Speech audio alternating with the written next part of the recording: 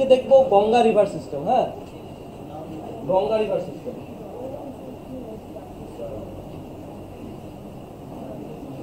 এই গঙ্গা ভারতের সবথেকে দীর্ঘতম নদী। গঙ্গার লেন্থ 2525 কিলোমিটার। গঙ্গা ভারতে 5টা রাজ্যের মধ্যে দিয়ে প্রবাহিত হয়েছে। 5টা রাজ্য কি কি? উত্তরাখণ্ড, উত্তরপ্রদেশ, বিহার, ঝাড়খণ্ড এবং পশ্চিমবঙ্গ। বুঝলেন? গঙ্গার লেন্থ কত বললাম? 2525 কিলোমিটার। গঙ্গা হঠাৎ করে কোনো হিমবাহ থেকে উৎপত্তি হয় নাই। গঙ্গা উৎপত্তির পিছনে 5টা প্রয়াগের গল্প আছে। প্রয়াগ মানে কি? 2টা নদীর মিলনস্থল। এই পঞ্চপ্রয়াগ সম্পর্কে আগে শোনো। এই পঞ্চপ্রয়াগের 5টা প্রয়াগই উত্তরাখণ্ডে অবস্থিত। বোঝা গেল? তো উত্তরাখণ্ডে শতপন্থ হিমবাহ, হ্যাঁ, শতপন্থ হিমবাহ থেকে বিষ্ণু গঙ্গা নামে একটা নদী এবং ডান দিকে নীতি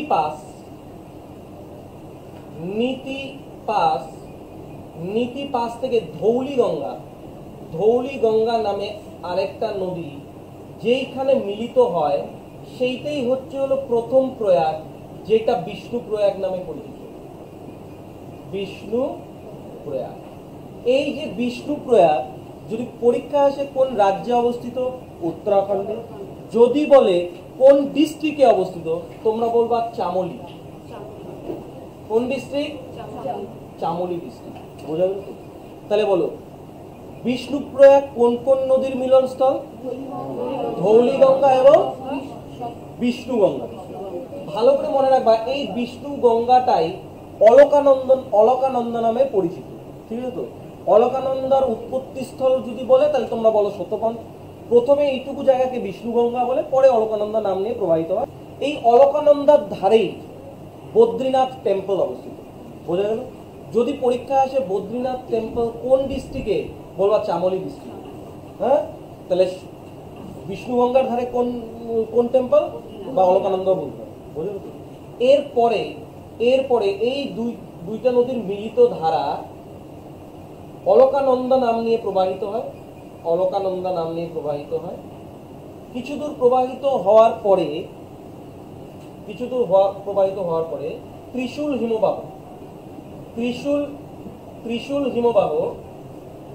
ত্রিশূল হিমবাহ থেকে একটা নদী মিলিত হয়, যার নাম নন্দাকিনী। এই নন্দাকিনী যেখানে মিলিত হয়, বিশাল, মন্দাকিনী পরে আসবে, যেখানে মিলিত হয় সেটাকে বলা হয় নন্দপ্রয়াগ।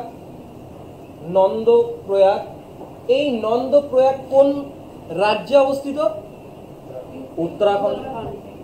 যদি বলে কোন জেলা, তবুও বলবা চামোলি ডিস্ট্রিক্ট। বোঝা গেল? তো এইবার নন্দাকিনীর সাথে মিলিত হওয়ার পরেও যে ধারাটা প্রবাহিত হয়, সেটা অলকানন্দা নামেই প্রবাহিত হয়। এই অলকানন্দা প্রবাহিত হওয়ার পর, আচ্ছা, অলকানন্দা কোন দিকে প্রবাহিত হচ্ছে? এদিকে না? তাহলে ডান দিক কোনটা? এই পাশ। বাম দিক কোনটা? এই পাশ। বলো বাম তীরের উপনদী এখনো কি কি শিখলা অলকানন্দা? নদী। বোঝা যাচ্ছে তো? কিছু দূর যাওয়ার পর পিন্ডার হিমবাহ থেকে পিন্ডারি গঙ্গা মিলিত হয়। কি? এই এদের মিলন স্থলকে বলা হয় কর্ণপ্রয়াগ। এই কর্ণপ্রয়াগ যদি বলে কোন ডিস্ট্রিক্ট, তবুও বলবা চামোলি ডিস্ট্রিক্ট। বোঝা গেল? তো এখনো পর্যন্ত কয়টা প্রয়াগের কথা জানলাম? 3টা। এখনো পর্যন্ত অলকানন্দার কয়টা উপনদী জানলাম? কোন তীরের উপনদী? বাম তীরে। বোঝা গেল? এরপরে রুদ্রপ্রয়াগ ডিস্ট্রিক্ট। কি বললাম? রুদ্রপ্রয়াগ জেলা কেদারনাথও বলে। যদি বলে কেদারনাথ টেম্পল কোন ডিস্ট্রিক্ট? কেদারনাথ টেম্পল কোন ডিস্ট্রিক্ট? রুদ্রপ্রয়াগ। এটা কোন দিক থেকে আসতেছে? ডান দিক থেকে। রুদ্রপ্রয়াগ থেকে মন্দাকিনী নামে একটা নদী মিলিত হয় অলকানন্দার সাথে। এই প্রয়াগটার নাম কি? এই প্রয়াগটার নাম রুদ্রপ্রয়াগ। রুদ্রপ্রয়াগ। যদি বলে রুদ্রপ্রয়াগ কোন জেলা, তোমরা কি বলবা? রুদ্রপ্রয়াগ জেলা। কোন জেলা? রুদ্রপ্রয়াগ জেলা। বোঝা গেল তো? তাহলে দুইটা টেম্পলের কথা বললাম। যদি পরীক্ষায় প্রশ্ন আসে বদ্রীনাথ টেম্পল কোন district? Chamoli district. Kedarnath temple Rudraprayag. Rudraprayag কোন ডিস্ট্রিক্ট? হলো তো? এইবার বা দিকে এই শতপন্থ হিমবাহর আশেপাশেই উত্তর কাশী ডিস্ট্রিক্ট। কি বললাম? উত্তর কাশী ডিস্ট্রিক্ট। এইখানে গঙ্গোত্রী হিমবাহ। গঙ্গোত্রী হিমবাহ থেকে ভাগীরথী নামে একটা নদী অলকানন্দার সাথে মিলিত হয়। ভাগীরথী নামে একটা নদী অলকানন্দার সাথে মিলিত হয়। বুঝলে তো? একটা জিনিস মিস করে গেছি। কেদারনাথ থেকে যে নদীটা যায় তার নাম কি? মন্দাকিনী। এই মন্দাকিনী কোন ডিস্ট্রিক্ট থেকে? চোরাবালি গ্লেসিয়ার। কোন ডিস্ট্রিক্ট থেকে? রুদ্রপ্রয়াগ। কোন হিমবাহ? চোরাবালি গ্লেসিয়ার। বুঝে গেল? তো এবার গঙ্গোত্রী হিমবাহ কোথায়? উত্তরকাশী ডিস্ট্রিক্ট। কোন নদী বেরোলো? ভাগীরথী এসে অলকানন্দার সাথে যেখানে মিলিত হলো তার নাম দেবপ্রয়াগ। আর এইটাই হচ্ছিল অন্তিম প্রয়াগ, দেবপ্রয়াগ। যদি বলে দেবপ্রয়াগ কোন ডিস্ট্রিক্টে অবস্থিত, তোমরা বলবা গাড়োয়াল। বোঝা গেল তো? পঞ্চপ্রয়াগে এর বাইরে কোনো প্রশ্ন আসবে না। পরীক্ষায় প্রশ্ন আসবে বদ্রীনাথ টেম্পল কোন ডিস্ট্রিক্ট? উপরে। Kedarnath temple Rudraprayag district. প্রথম প্রয়াগ, শেষ প্রয়াগ দেবপ্রয়াগ। ভালো করে একটা জিনিস মনে রাখবা, শতপন্থ হিমবাহ থেকে যখন নদীটা বের হয়, এগুলো পাহাড়ের নদী, প্রচন্ড উত্তাল নদী। ঠিক আছে তো? এই প্রথম নদীটাকে বিষ্ণু গঙ্গা বলা হয়, কোনো কোনো বইয়ে অলকানন্দাও ডাইরেক্ট বলছে। বোঝা গেল তো? এই বিষ্ণু গঙ্গা আর ধৌলি গঙ্গা মিলিত হয় প্রথম প্রয়াগে, যার নাম বিষ্ণু প্রয়াগ। এই দুইটা মানে একই ক্ষমতা সম্পন্ন দুইটা নদী যখন মিলিত হইলো, তারপরে একটা অন্য নাম, এটা বিষ্ণু গঙ্গা ছিল, এটা কি গঙ্গা? ধৌলি গঙ্গা। তারপরে অন্য নাম হয়ে গেল, কেন? দুজনেরই সমান পাওয়ার অলকানন্দা। এবার অলকানন্দা চলছে, অলকানন্দা প্রচন্ড পাওয়ারফুল, এর সঙ্গে মিলিত হলো নন্দাকিনী নদীর পাওয়ার অলকানন্দার মতন না, তাই এর নন্দপ্রয়াগের পরে অলকানন্দাই নাম থেকে গেছে, পরিবর্তন হয়নি। আবার অলকানন্দা চলতেছে পিন্ডার গঙ্গা যখন এর সাথে মিলিত হয়, কর্ণপ্রয়াগের পরেও নাম পরিবর্তন হয়নি অলকানন্দার, কারণ অলকানন্দার পাওয়ার বেশি। এবার যখন চলতেছে মন্দাকিনীর সাথে যখন মিলিত হলো রুদ্রপ্রয়াগে, তখনও নাম পরিবর্তন হয়নি, কারণ মন্দাকিনীর পাওয়ার কম অলকানন্দার থেকে। কিন্তু ভাগীরথী যখন আসলো সেম ক্ষমতা সম্পন্ন অলকানন্দার সাথে মিলিত হয়। এইবার দুইজনের পাওয়ার সমান, কাকে নিব না, তার জন্য এরপরে নদীর নামই পাল্টায় দিলাম, তারপরে নাম হয়ে গেল গঙ্গা। বোঝা গেল তো গঙ্গার উৎপত্তি? এইবার দেবপ্রয়াগে যখন মিলিত হয়, দেবপ্রয়াগের পরে হরিদ্বার নামক স্থানে গঙ্গা নদী সমতলে প্রবাহিত হওয়া শুরু করে। বোঝা গেল তো? আরেকটা জিনিস মাথায় রাখবা, ভাগীরথী যখন প্রবাহিত হয় উত্তর কাশী থেকে, তখন আরেকটা উপনদী এর সাথে মিলিত হয়, যার নাম ভিলাঙ্গনা। কি নাম? ভিলাঙ্গনা। এই ভিলাঙ্গনা নদী এবং ভাগীরথী নদী যেখানে মিলিত হয়, সেখানে আমরা ড্যাম দিছি, যার নাম তেহরি ড্যাম। কি নাম? তেহরি ড্যাম। সব থেকে বড় বাঁধ তেহরি ড্যাম, তেহরি বাঁধ। বোঝা গেল তো? তেহরি ড্যাম বা তেহরি বাঁধ। এর উচ্চতা কোনো কোনো বইয়ে 250 আছে, কোনো কোনো 45 দেখে নিয়ে। বোঝা গেল তো? এই তেহরি ড্যামকে সাপোর্ট দেওয়ার জন্য এর সামনেই আরেকটা ড্যাম দেওয়া হয়েছে, যার নাম কোটেশ্বর। কি নাম? কোটেশ্বর বাঁধ। বোঝা গেল? এবার বলো, ভিলাঙ্গনা কোন নদীর উপনদী? তেহরি ড্যাম কোন নদীর উপরে? কোটেশ্বর ড্যাম কোন নদীর উপরে? কোটেশ্বর ড্যাম কোন রাজ্যে? উত্তরাখণ্ড। কোন স্টেট? বোঝা গেল তো? বলো, অলকানন্দার উপনদী কি কি বাম তীরে?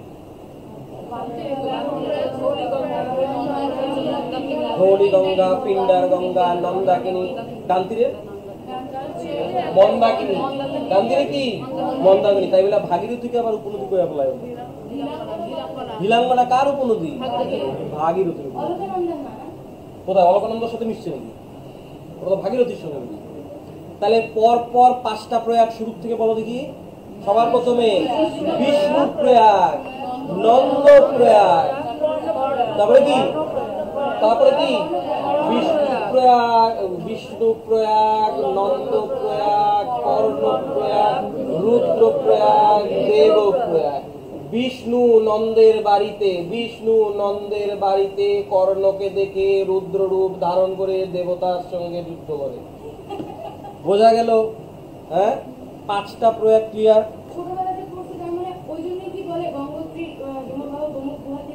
হ্যাঁ, গঙ্গোত্রী হিমবাহ থেকে, কেননা এই ভাগীরথীটাকে আমরা মেইন গঙ্গা স্ট্রিম বলি। বোঝা গেল তো? আবার বলে পশ্চিমবঙ্গে যখন 2টা ভাগে বিভক্ত হয়ে যায়, মুর্শিদাবাদ থেকে পদ্মা আর ভাগীরথী, ভাগীরথী কেন নাম দেওয়া হয়? বলে যে এই ভাগীরথীটাই ওইখানে গিয়ে আলাদা হয়ে যায়। বোঝা গেল কি বললাম? এবার গঙ্গা যখন সমতলে অবতরণ করলো, এবার গঙ্গা সম্পর্কে তার মানে এই যে পঞ্চপ্রয়াগের ঘটনা কোন জায়গায় বললাম? উত্তরাখণ্ড। বোঝা গেল তো? তা গঙ্গা কত কিলোমিটার, কত বললাম? 2525। এবার গঙ্গা কয়টা স্টেট দিয়ে প্রবাহিত হয়?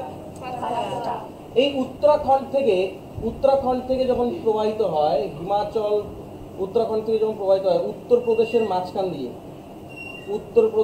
মাঝখান দিয়ে প্রবাহিত হয়ে বিহার হয়ে এই যে ঝাড়খণ্ড দিয়ে পশ্চিমবঙ্গ দিয়ে একটা স্ট্রিম ভাগীরথী হয়ে নামলো, আরেকটা পদ্মা হয়ে। এখানে ও ডেল্টা তৈরি করে বঙ্গোপসাগর। কয়টা স্টেট বললাম? কি কি? উত্তরাখণ্ড, উত্তরপ্রদেশ, বিহার, ঝাড়খণ্ড। বোঝা গেল তো? 5টা স্টেট। এইবার যখন গঙ্গা এইখান দিয়ে প্রবাহিত হইল, গঙ্গার ডান্তির আগে আমাকে বোঝাও তো, এটা কোন পাশ? এটা বাম পাশ। এটা কোনটা? ডান পাশ। আমি আগে ডান পাশ নিয়ে নেব। হ্যাঁ, এই গঙ্গা নদীর ডান পাশের সব থেকে বৃহত্তম উপনদী যমুনা নদী। গঙ্গার ডান তীরের সব থেকে বৃহত্তম উপনদী কোনটা? যমুনা। এই যমুনার উৎপত্তি কোথায়? উত্তরাখণ্ডেই। গঙ্গোত্রী, গোমুখ দেখাইলাম না?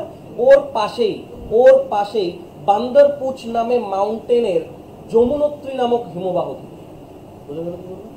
আবার বলি, মনে আছে তো? উত্তরকাশী, গঙ্গোত্রীর পাশেই, গঙ্গোত্রীর পাশেই বান্দরপুচ মাউন্টেন, ইয়ের নাম কি? যমুনোত্রী হিমবাহ থেকে কার উৎপত্তি? এই যমুনা নদী যখন উত্তরাখণ্ড দিয়ে হিমাচল প্রদেশে আসে, এখানে বুঝতে অসুবিধা হবে। হ্যাঁ, এই যমুনোত্রী হিমবাহ এখান থেকে যখন হিমাচলের কাছে আসে, এই যমুনা নদীতে আরেকটা উপনদী এসে মিলিত হয়, যার নাম টোন। যার নাম কি? টোন। তাহলে টোন কোন নদীর উপনদী? যমুনা নদী। বোঝা গেল? তাহলে টোন যমুনা নদীর উপনদী। এই টোন যখন মিলিত হয়, যমুনা নদী কি হয়? হরিয়ানা এবং উত্তরপ্রদেশের বর্ডার দিয়ে প্রবাহিত হয়ে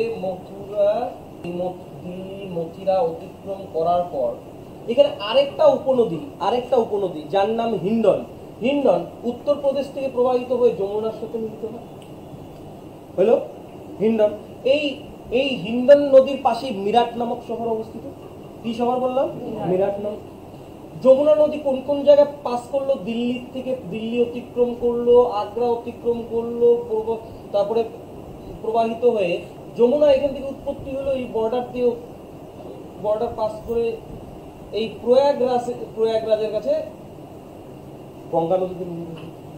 তাহলে কি বললাম? গঙ্গা নদীর সব থেকে বৃহত্তম ডানতীর না বামতীর? ডানতীর উপনদী কি?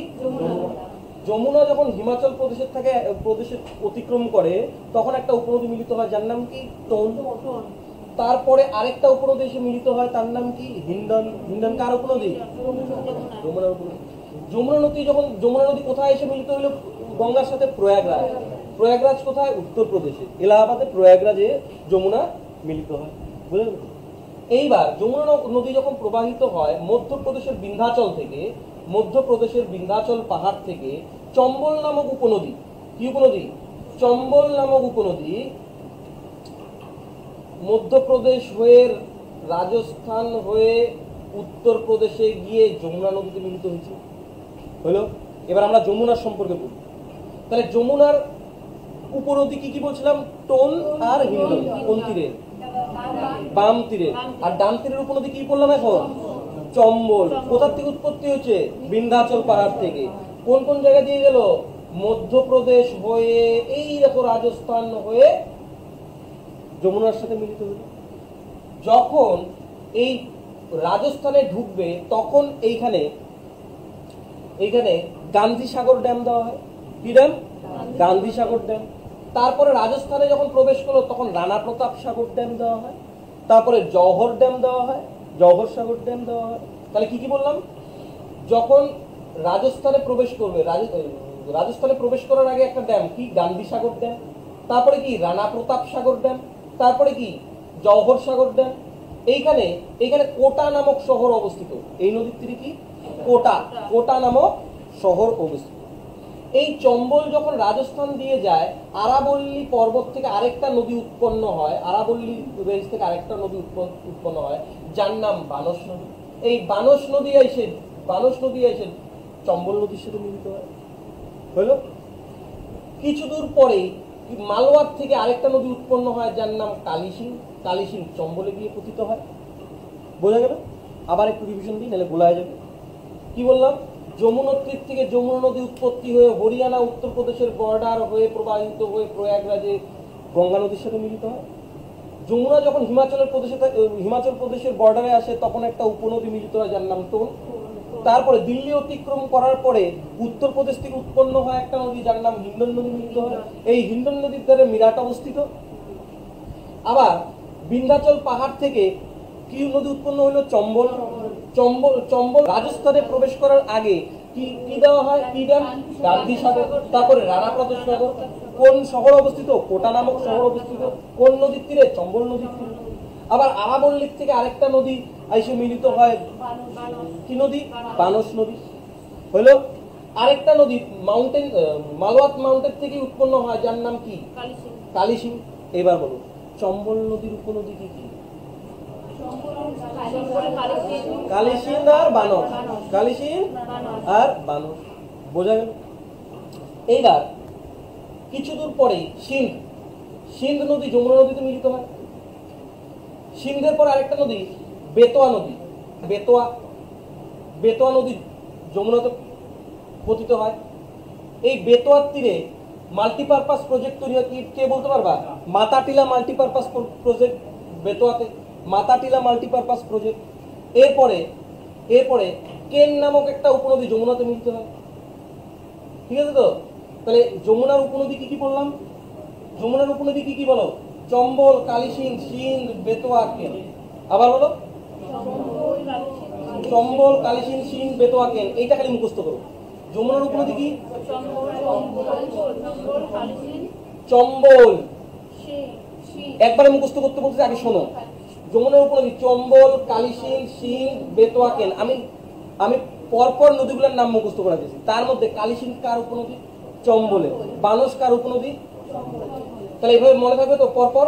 বানস, চম্বল, কালিসিং, সিন্ধ, বেতোয়া, কেন। তার মধ্যে দুইটা মনে রাখতে পারবে না? কালিসিং হচ্ছে হলো চম্বলের আর বানস হচ্ছে হলো চম্বলের। বাদ বাকি কার? যমুনা। ট্রিক্সটা মনে থাকবে তো? বানস, চম্বল, কালিসিং, সিন্ধ, বেতোয়া, কেন। বোঝা গেল তো? মাতাটিলা মাল্টিপারপাস প্রজেক্ট কোন তৈরি? বেতোয়া। জওহর সাগর কোথায়? চম্বল। গান্ধী সাগর কোথায়? কোটা কোন নদীর তীরে অবস্থিত? যদি বলি মিরাট কোন নদীর তীরে অবস্থিত? হিন্ডন। কোন নদীর তীরে? টোন কার উপনদী? তয়কার দন্তনও বলে। বোঝা গেল তো? তাহলে যমুনা বুঝতে পারলা তো? এটা কোন সাইড পড়াইতেছিলাম? গঙ্গার এবার বাম তীরে বলি। বাম তীরে কি হয়? বাম তীরে উত্তরাখণ্ড থেকে একটা নদী এসে গঙ্গার সাথে মিলিত হয়, যার নাম রামগঙ্গা। যার নাম কি? রামগঙ্গা। রামগঙ্গা এসে কোথায় মিলিত হয়? গঙ্গা নদীতে। এই রামগঙ্গা জিম করবেট ন্যাশনাল পার্কের মধ্যে দিয়ে প্রবাহিত হয়। বলতো জিম করবেট ন্যাশনাল পার্কের মধ্যে দিয়ে কোন নদী প্রবাহিত হয়? Ramganga. Jim Corbett national park ভারতের সব থেকে প্রাচীন ন্যাশনাল পার্ক, যেটা 1936 সালে স্থাপিত হয়। জিম করবেট ন্যাশনাল পার্ক কত সালে স্থাপিত হয়? 36। সব থেকে পুরানা national park Jim Corbett national park. বোঝা গেল তো? এই জিম করবেট ন্যাশনাল পার্কের আগের নাম ছিল হেলি ন্যাশনাল পার্ক। বোঝা গেল তো? তাহলে জিম করবেট ন্যাশনাল পার্কের মধ্যে দিয়ে কোন নদী গেল? রামগঙ্গা হলো। এই রামগঙ্গার পরে নেপাল থেকে একটা নদী এসে মিলিত হয়, যার নাম ঘরঘরা। গঙ্গা নদীর সাথে মিলিত হয়। নেপাল থেকে এসে মিলিত হয়, যার নাম কি? ঘরঘরা। হলো তো? এই ঘরঘরা নদীরই আরেকটার নাম সরজু, যার তীরে কোন নদী? যার তীরে অযোধ্যা অবস্থিত। ঘরঘরার আরেকটার নাম কি? সরজু। বোঝা গেল তো? এই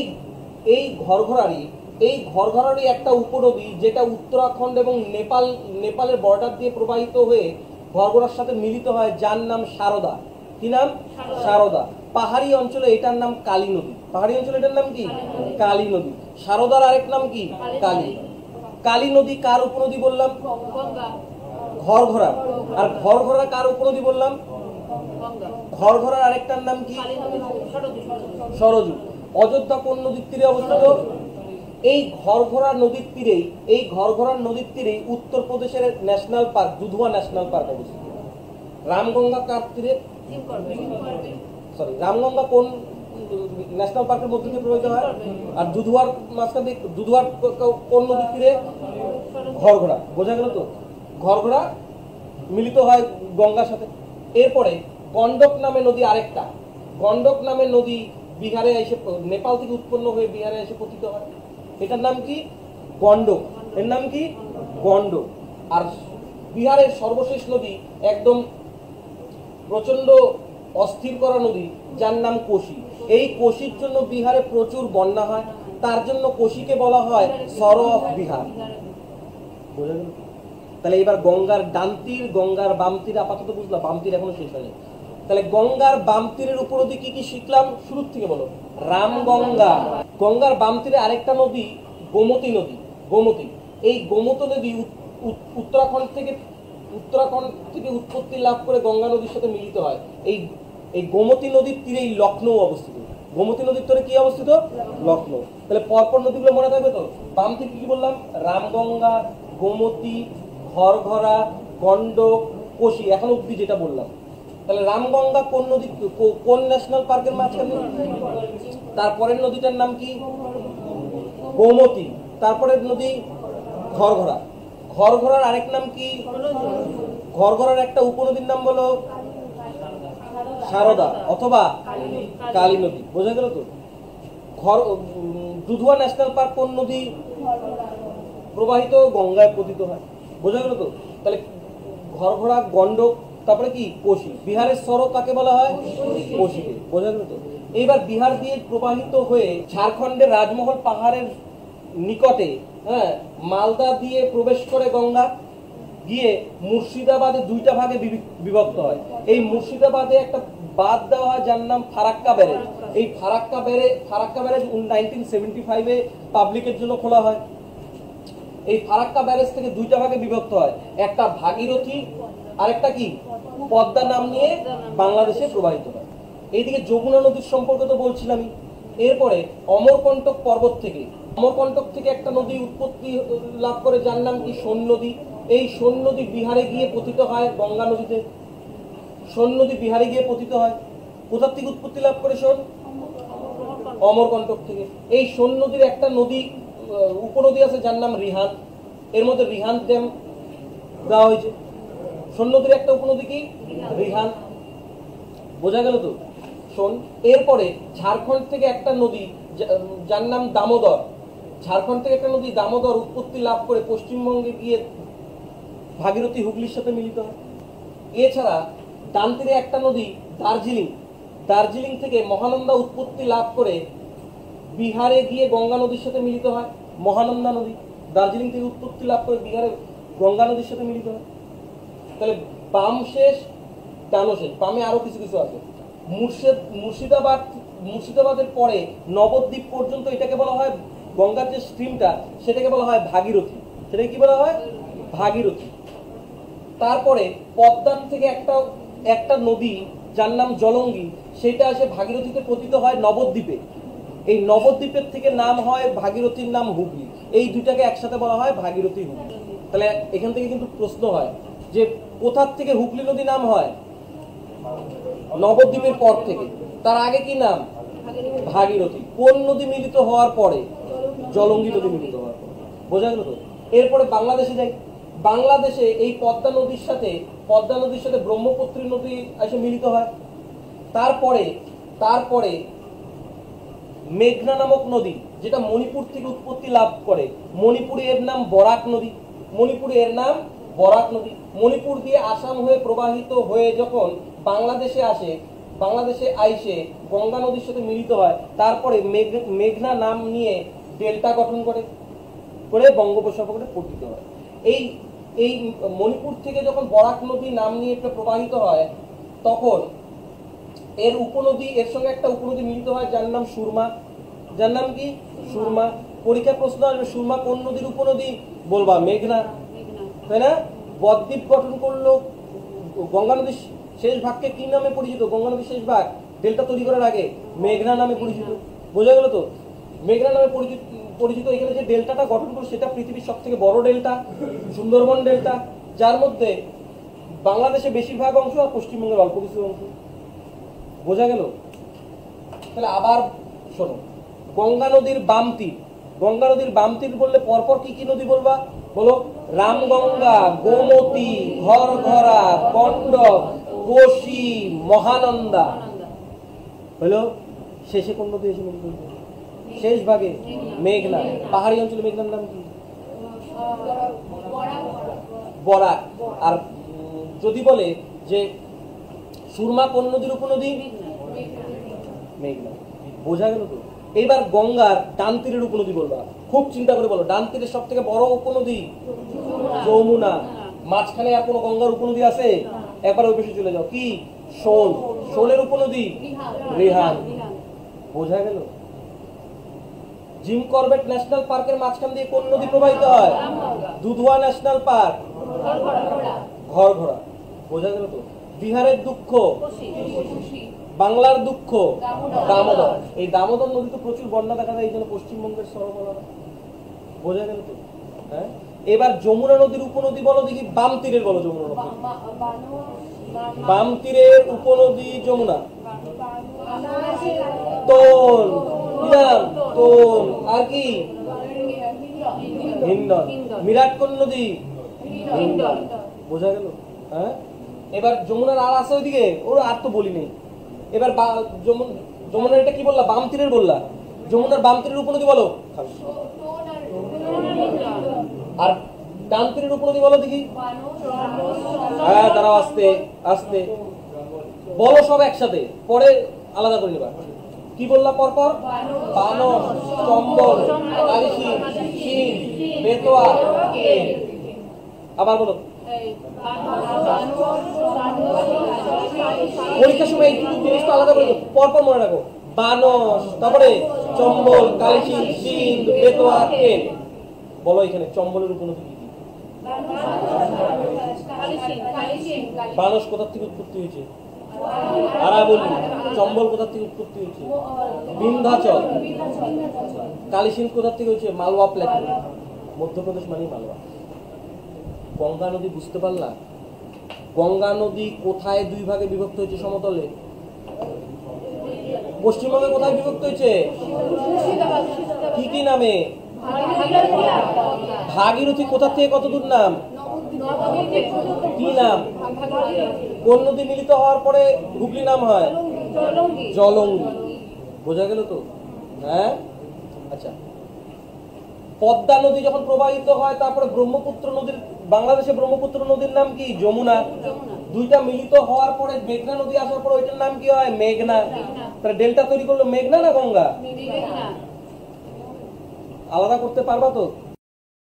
তাহলে যা পড়লাম তাহলে বাম তীরের উপনদী বলবো। হ্যাঁ, আর উপনদী বলবো কোন তীরে? উপনদী ডান তীরে। হ্যাঁ, ভালো করে মনে করো। আগে তুমি আমাকে আগে এটা ঠিক করো, গঙ্গার বাম তীর কোনটা, উপরে না নিচে? গঙ্গার দ্বারাও উপরেরটা কি? বাম তীর। বাম তীরের গঙ্গার মধ্যে মিলিত হয়েছে, বলো পরপর। আরে সবার প্রথম রাম গঙ্গা সম্পর্কে কি বললাম বলো দেখি? জিম করবেট ন্যাশনাল পার্ক, মনে রাখবে। রামগঙ্গার পরের নদী গোমতী। এই গোমতীর তীরে কোন শহর? লখনৌ। বোঝা গেল গোমতী, রামগঙ্গা, গোমতী। তারপরে বলো ঘরগড়া। ঘরগড়া সম্পর্কে মনে করো কি বলছি? কি? ঘরগড়ার একটা উপনদী সারদা। সারদার আরেক নাম কালী নদী। ঘরগড়ার তীরে কোন national park? Dudhwa national park. বোঝা গেল তো? ঘরগড়ার আরেক নাম অযোধ্যা কোন নদীর তীরে অবস্থিত? বুঝলাম। তাহলে ঘরগড়ার পরে আরেকটা কি বলছি? গন্ডক। তারপরে কি বলছি? কোশি। কোশি সম্পর্কে কি বলছি? হ্যাঁ, বিহারের দুঃখ বলা হয়। কোশির পরে আরেকটা বাম তীরের কি বলছি? মহানন্দা। কোথা থেকে উৎপত্তি? কোন নদীতে পড়লো? গঙ্গাতে। বিহারে গঙ্গাতে পড়ছে। আর কিছু বলছি বাম তীরে? আর কিছু বলছি? একদম শেষ পার্টে চলে যাই তো। মেঘনা নদী কোথা থেকে উৎপত্তি হয়েছিল? মণিপুরে কি নামে পরিচিত? মেঘনার একটা উপনদী সুরমা। মেঘনার একটা উপনদী সুরমা। বাংলাদেশে মিলিত হইলো কোন শাখার সাথে? পদ্মা শাখার সাথে। ডেল্টা তৈরি করলো, সব থেকে পৃথিবীর বড় ডেল্টা। তাহলে বাম তীরে আর কিছু আছে? ক্লিয়ার? এবার ডান তীর বলি, মনে করে বলবা। বাম ডান তীর বলো। গঙ্গার ডান তীরের উপনদী বলো। গঙ্গারই বলবা, শুধু গঙ্গারই বলবা। যমুনা। গঙ্গার যমুনা। আর কেউ আছে? কোথায় যাবো? সোন। সোনের একটা উপনদী বলো। রিহান। তারপরে সোন ছাড়া আরেকটা কি বললাম? ভাগীরথী হুগলিতে বললাম। কি বললাম? দামোদর। এটা ভাগীরথী হুগলিতে, হ্যাঁ, পশ্চিমবঙ্গে। কোথা থেকে উৎপত্তি হয়েছে? ঝাড়খণ্ড। সোন কোথা থেকে উৎপত্তি হয়েছে? অমরকন্টক থেকে। যমুনা কোথা থেকে উৎপত্তি হয়েছে? পাহাড়ের নাম বান্দরপুর। কোন কোন রাজ্য? উত্তরাখণ্ড। কোন রাজ্য? এদের মধ্যে আর কিছু বলছি আমি? আর কিছু বলছি? এইবার আসি যমুনাতে। বলো যমুনার বাম তীরের উপনদী তোন। আরেকটা কি? হিন্ডনের তীরে কোন নদী? সরি, হিন্ডনের তীরে কোন শহর? হয়ে গেল। আচ্ছা, এবার ডান বলো। ডান বলো। বানস। আগে বানস সম্পর্কে বলো। বানস কোথা থেকে উৎপত্তি? আরাবলি। কোন নদীতে গিয়ে পড়লো? বানসের পরে কোন নদী? সরি, ডান তীরের উপনদী বলতেছো। ডান তীরের উপনদী বলতেছো, এটা যমুনার বলতেছি। বাম তীরের হচ্ছে তো না, শুধু যমুনার বলো। শুধু যমুনা। যমুনার ডান তীরের উপনদী বলো। চম্বল। তারপরে মাথা খাটায় বলো। তারপরে বলো বেতোয়া। আর কি? কেন। এখন বুঝতে পারতেছো? শুনিনি? হ্যাঁ, এবার বলো চম্বল কোথা থেকে উৎপত্তি লাভ করছে? বিন্ধ্যাচল পর্বত থেকে। কি স্টেট? বিন্ধ্যাচল মানে মধ্যপ্রদেশ। মধ্যপ্রদেশ হলো। আচ্ছা, সিন্ধু মধ্যপ্রদেশ। তারপরে কি? বেতোয়া। আচ্ছা, চম্বল সম্পর্কে আর কি বলছিলাম বলো? কি? গান্ধী সাগর। সবার প্রথমে গান্ধী সাগর, রানা প্রতাপ সাগর, জওহর। আচ্ছা, কোটা কোন নদীর তীরে অবস্থিত? কোটা কোথাকার শহর? পারা যাবে। চম্বল সম্পর্কে বলে বলো। এবার চম্বলের দুইটা উপনদী বলছি, বলো। চম্বলের বাম তীরের উপনদী বলো। বানস। চম্বলের কি? বানস। কোথা থেকে উৎপত্তি লাভ করছে? আরাবলি। আর কি বললাম? কালী সিন্ধু। এটাও তো মালবা, হয় কি না? কালী সিন্ধু হয়ে গেল। চম্বলের সিন্ধু। আচ্ছা, বেতোয়া সম্পর্কে কি বললাম? বেতোয়া মাতাটিলা মাল্টিপারপাস প্রজেক্ট তৈরি হয়েছে এর তীরে। আর কেন তো বলিয়ে দিলাম। ক্লিয়ার না? তাহলে বলো পশ্চিমবঙ্গে কোন জেলার মধ্যে দিয়ে গঙ্গা নদী প্রবেশ করে? মালদা। কোন পাহাড়ের নিকটে? রাজমহল পাহাড় কোথায়? ঝাড়খণ্ড। তারপরে কোথায় দুই ভাগে বিভক্ত হয়? মুর্শিদাবাদে। কি ব্যারেজ দেওয়া হয়েছে? কত সালে প্রতিষ্ঠিত? 1975 সালে। একটা শাখার নাম ভাগীরথী, অন্য শাখাটার নাম পদ্মা। পদ্মা বাংলাদেশে প্রবেশ করে। ওইখানে ব্রহ্মপুত্র বাংলাদেশে কি নামে পরিচিত? যমুনা। তারপরে আরেকটা নদী মিলিত হয়, কি বলতো? মেঘনা। মেঘনার একটা উপনদী বলো? সুরমা। মেঘনার পাহাড়ি অঞ্চলের নাম কি? বরাক নদী।